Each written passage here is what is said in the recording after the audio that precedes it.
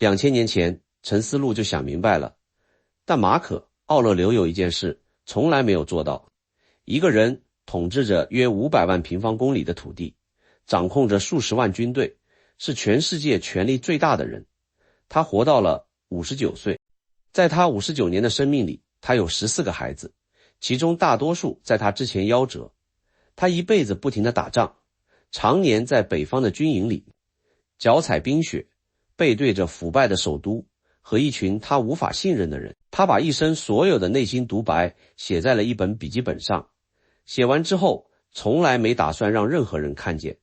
那本笔记就是陈思路。你现在打开任何一个书单类的视频，改变我人生的10本书，企业家枕边书，成功人士共同读过的著作，陈思路几乎必然出现在前3位。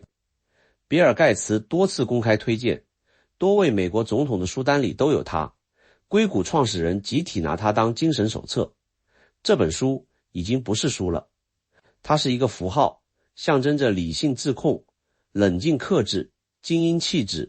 但今天我要告诉你一件事儿，绝大多数人读陈思路都只读到了表面那层，而且他们把那层表面误解成了这本书的全部。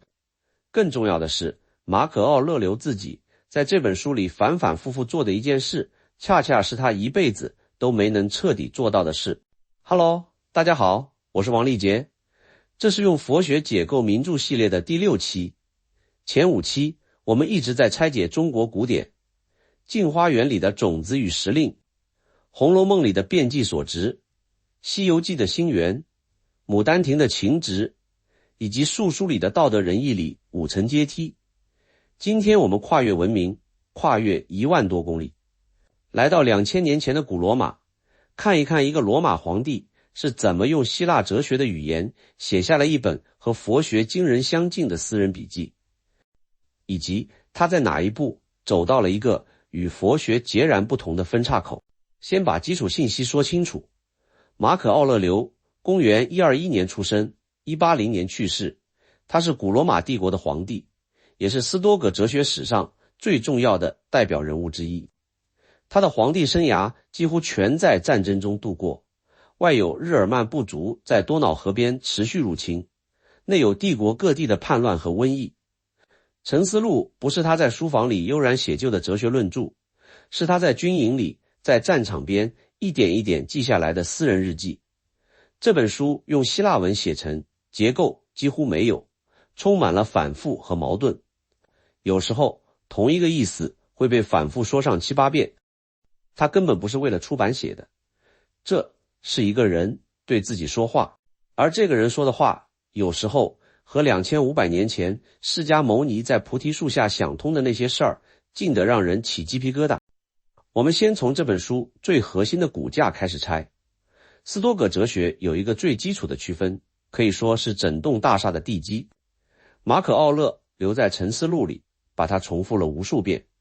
有些事情在你的掌控之内，有些事情不在。在你掌控之内的是你的判断、你的欲望、你的厌恶，是你选择怎样回应这个世界。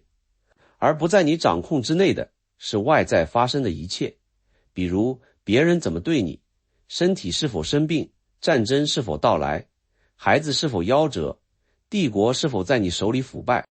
斯多葛的智慧从这里展开，只在你掌控之内的事情上用力，其余的放手。听到这里，你有没有感到一种奇异的熟悉感？这和我们频道讲过的止观有一个精准的平行结构。止就是降低那台叙事机器的精度权重，不让它对不可控的外部事件不停地编故事，叠加意义。观就是如实地看见数据流本来的样子，不用你的鲜艳信念去扭曲它。马可·奥勒留反复在做的就是同一件事，把注意力从不可控的外部收回到可控的内部，不是改变世界，是改变你和世界之间。那道叫做判断的界面。用唯识学的话说，他在做的是给变计所值降权重。他在陈思路里写了这样的话：我在这里意译，不是原文指引。人之所以受苦，不是因为事情本身，而是因为对事情的判断。障碍成为前进的道路，阻止行动的东西本身就推进了行动，凡是外在的东西都可以立刻消失。这些句子如果翻译成唯识学的语言，大概是这样：困扰你的不是一他起的数据流，是你叠加在上面的边际所值。障碍的本质是中性的，让它成为苦的是你贴上去的判断标签。一切外显的现象都是一他起，无自性、无常，随时可以消散。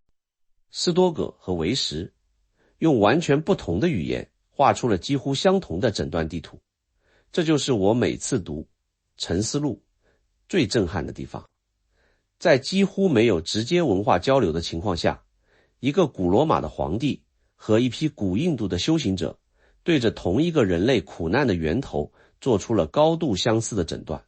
这不是巧合，这是意识本身的结构在不同文明里留下的相同指纹。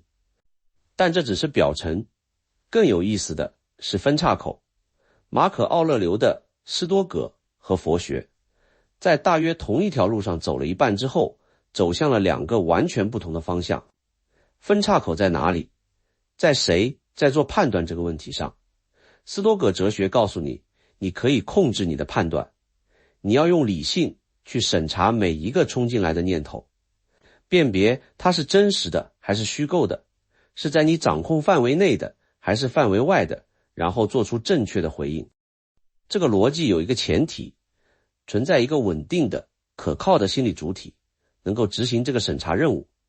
这个主体就是你。佛学问了下一个问题，那个做判断的你又是谁？那个审查念头、运用理性决定放手还是用力的主体，它本身是怎么构成的？它可靠吗？它有没有自己的偏见、自己的执着、自己的先验权重，在暗处影响着他做出的每一个所谓理性的判断？从唯识学的视角来看，斯多葛看见了莫纳什制造的遍计所值，然后说，我们用前60的理性来管理莫纳什的输出。佛学说等等，前60的运作本身也被莫纳什渗透了，那个自以为在做理性审查的主体，它的底层就是莫纳什，就是莫纳什来管理莫纳什。就像你试图用右手去抓住右手本身，你永远差那么一点点。当然，如果你站在斯多葛的立场，也可以用同样的方式质疑唯识学的前提，但恰恰是这个问题构成了马可·奥勒留一辈子的困境。这也是《沉思录》里那个最深的矛盾。你仔细读这本书，会发现一件让人心里一紧的事，它一直在重复同样的告诫，同样的提醒，同样的自我劝说，不是一遍，不是2遍，是几十遍、几百遍。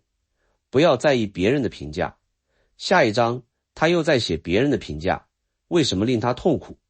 外在的事物无法真正伤害你。再翻几页，他又在写对帝国衰败的痛心，死亡不是什么大事。然后他花了大量篇幅谈论失去孩子的悲痛。你试着想象一下那个画面，深夜军营，帐篷外面是日耳曼人的篝火，一个50多岁的皇帝坐在油灯下面，又一次在笔记本上写下不要被外物搅扰。他写这句话的时候，手可能还在发抖，因为白天刚收到又一个孩子病危的消息。这个重复不是写作风格问题，这是一个知道了正确答案但做不到的人，然后一遍遍写给自己看，试图说服自己。沉思录里有一句让我印象极深的话，大意是，我已经知道了这些道理，但我为什么还是做不到？为什么理性告诉我应该冷静，情绪还是来了？这就是斯多葛训练法的根本局限。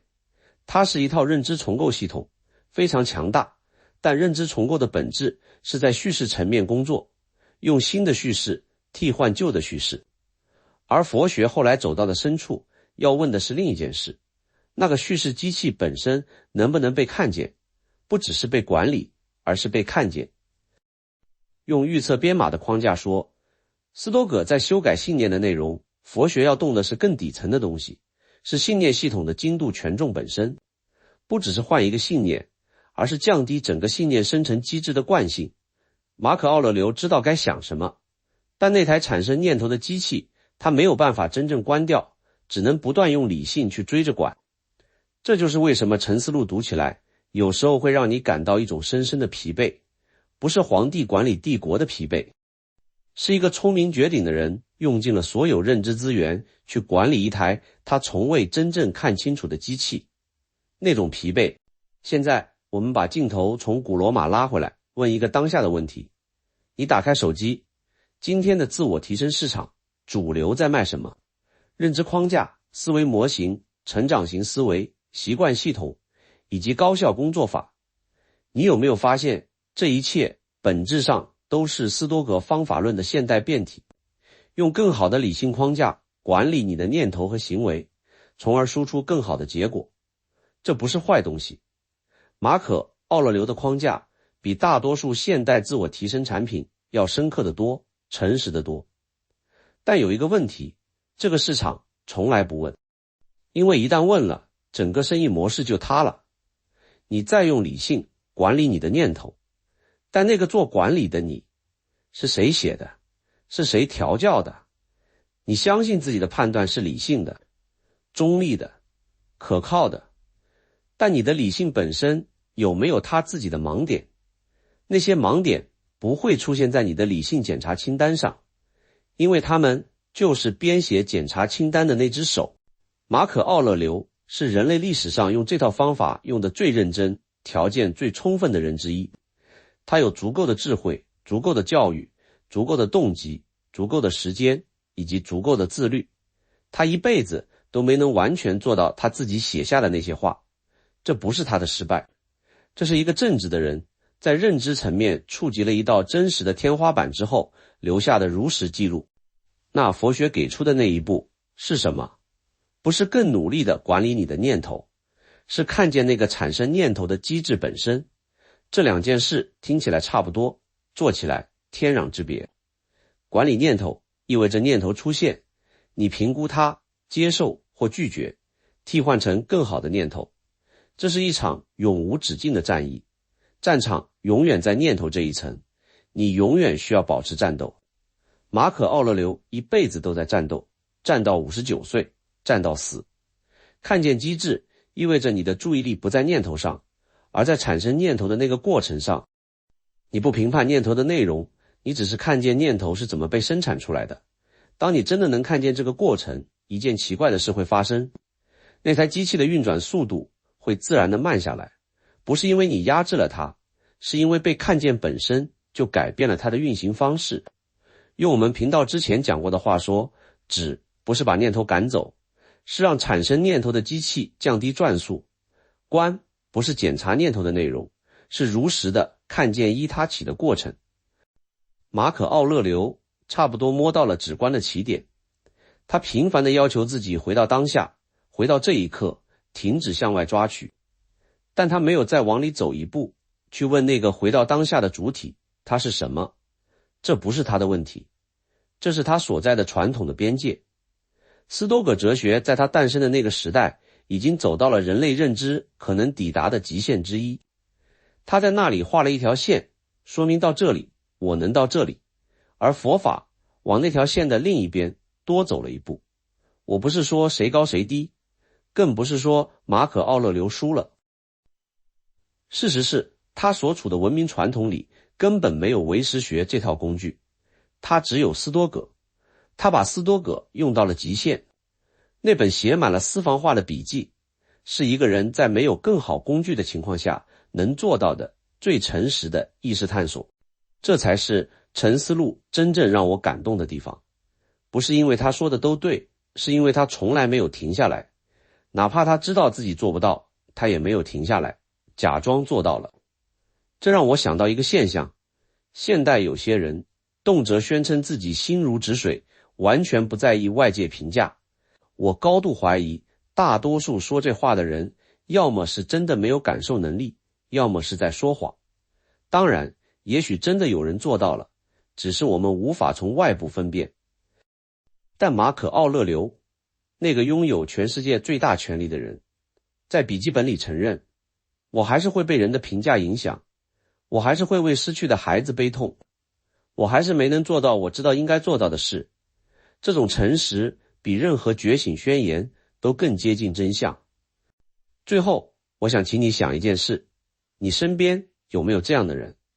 他们看了很多书，见了很多框架，也懂得很多道理。什么时候该内控，什么时候该放下，什么时候该理性应对，说起来总是头头是道。但是你再仔细看看，这些人在生活里其实和那些什么都不懂的人一样容易被情绪淹没，一样会在关键时刻做出后悔的选择，一样被那些他们说不值得在意的事情结结实实的伤到。这并不是在嘲笑他们，这是马可·奥勒留花了一辈子用整本《沉思录》告诉我们的同一件事：认知地图不等于走过那条路，知道正确答案和真的做到之间隔着什么？